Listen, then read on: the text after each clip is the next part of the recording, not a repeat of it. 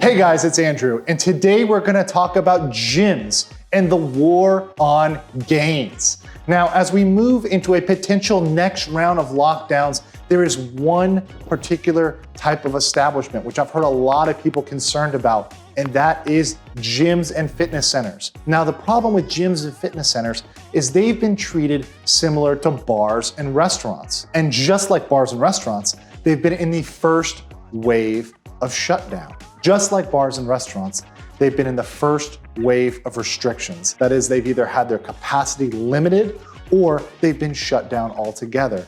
And gyms are hurting. Many gyms are local, they're small, they have very small business bases. So what we see is that while during the first round of the pandemic, many businesses simply accepted the fate and shut down, thinking it would be a short shutdown. Many of these businesses are now stuck between a rock and a hard place. That is bankruptcy or challenging restrictions in court in order to have the hope of staying in business. Now, we're gonna talk today about 4 potential challenges to gym closures. Now, before we start, let's talk about the potential penalties for gyms if they don't close, because it's really important to understand what the consequences are. And there's really 4 main consequences. First are fines. Now, these fines can total into the thousands, and they can accumulate through multiple agencies. Second, there's administrative penalties. State agencies can order a business to shut down.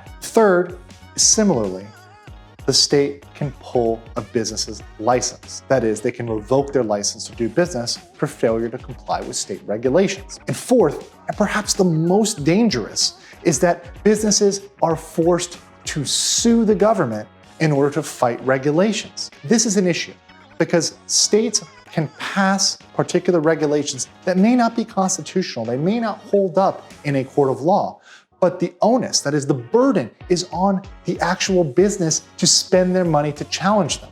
And that's at a time when businesses are hurting. They barely have money to operate, let alone pay for expensive lawyers. We all know nobody wants that. Now, we can talk about 4 areas in which gyms and fitness centers might be able to get out from under particular restrictions. The first is the definition of gym and fitness center. Now, some states are very clear about what constitutes a gym or a fitness center. They give very lengthy explanations and include very detailed descriptions of what is a gym and fitness center. Others are vague. And in that vagueness, there's the ability to challenge those particular restrictions. Now, if we think about a tiered system from most clearly regulated to least clearly regulated, we can think about gyms and fitness centers like this. A standalone gym, that is a Gold's Gym, an LA Fitness, or any other well-known brand, is clearly a gym. It's clearly something that constitutes a gym or a fitness center, if the definition by the state is simply gym or fitness center. But stepping down from that, you have a gym that might be attached to a closed facility. So let's say there was a gym attached to a stadium. Now the stadium is closed because we're not having individuals within these stadiums right now. So it would stand to reason that the gym attached to the closed facility would also be closed. You could make an argument that it should remain open, but it's a weaker argument. Moving down from that would be a gym attached to an open facility. So let's say a gym attached to a hotel. The hotel is open. The gym is not something separate. It's just a fitness center with some weights and a bench. It's not something that's operating on a large scale. Probably there's 1 or 2 folks in that gym there alone. It's not the same in terms of scale. That might not fall under a state definition of gym. Now, you also could have an outdoor gym. A lot of states have limited the regulation to indoor gyms and have been very specific that their regulations only cover indoor gyms. That would also fall potentially outside the definition of a gym. You also have gyms that are within shared residential facilities. So let's say your condo gym, your apartment gym. In a condo or apartment, it's really part of your household, so it's a little bit closer to a home gym. But at the same time, there's multiple people accessing that, so the risk profile is a little higher than your home gym. And at the bottom, something that's clearly not regulated. At home, if you ever want to make sure you're definitely getting your gains in, set up a home gym. Get some dumbbells, get a pull-up bar, get some protein powder. That will never be something that is shut down by any pandemic restriction. Turning to our second point, we turn to preemption. Preemption is a legal concept that stems from Article 6, Section 2 of the US Constitution and states that the laws contained within the Constitution and federal laws shall be the supreme law of the land. This means that if there is ever a true conflict between the state government and federal government, the federal government prevails. Now, preemption applies at the state level. That is, to the extent state laws conflict with local laws, that is, city, county, or town laws, the state would prevail. Now, just as a recap, you can see this as a chain. Federal laws would trump state laws trump local laws. Now, there might be a conflict between your county and your city, but really what that's gonna come down to is we can think about gyms and fitness centers like this. This is gonna vary based on the type of state you live in. If your state has home rule, that is, a municipality has all the powers not specifically reserved for the state, the city or county might have a little bit more authority than in a state that follows something called Dillon's rule, which is that the local governments only have the powers that are expressly given to them by the state constitution. So that's gonna vary. But the issue you might have here is you might have a state, let's say my home state of Florida, that says all businesses are allowed to be open. And then you have a particular municipality, let's say Miami-Dade, that says gyms specifically have to close.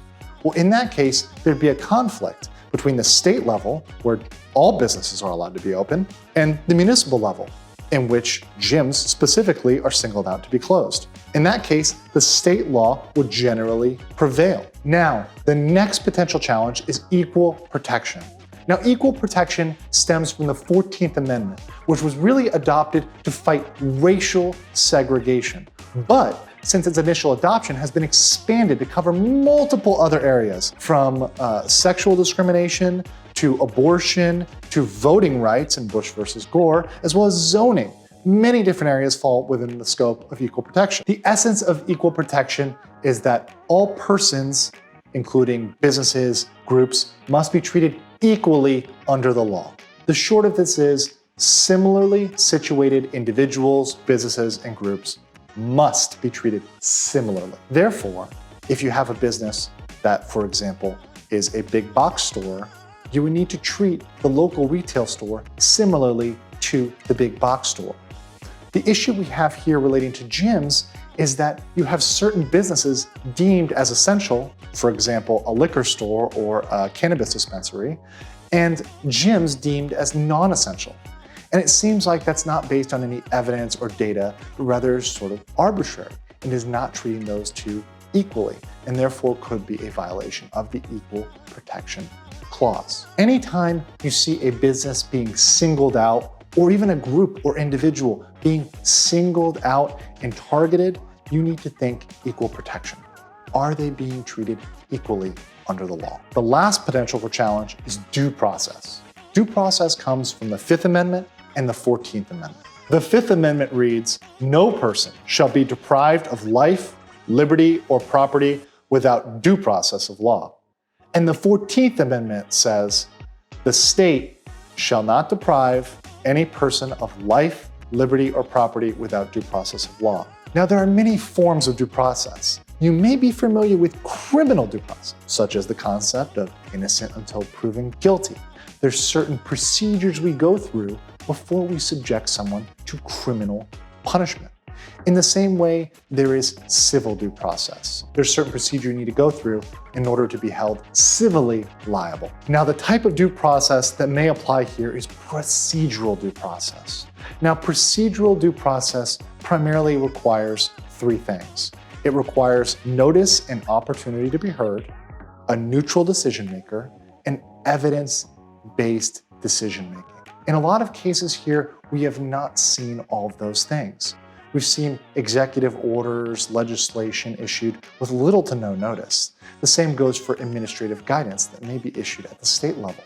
Without an opportunity to be heard, that would be a violation of procedural due process. You've also seen decision makers that seem to be making biased decisions that are not based on evidence, but rather may be based on certain political decisions or based on particular predispositions to shut down or open up, conversely. While it is unclear the extent to which states may lock down, what we do know is if there are restrictions, businesses this time stand ready to challenge them in court. And now, these 4 reasons we've mentioned today may give GYMS the pump they need to press through these challenging times. Now, if you've liked this comment, please like, comment, subscribe. Feel free to give me recommendations. But until next time, this episode is adjourned.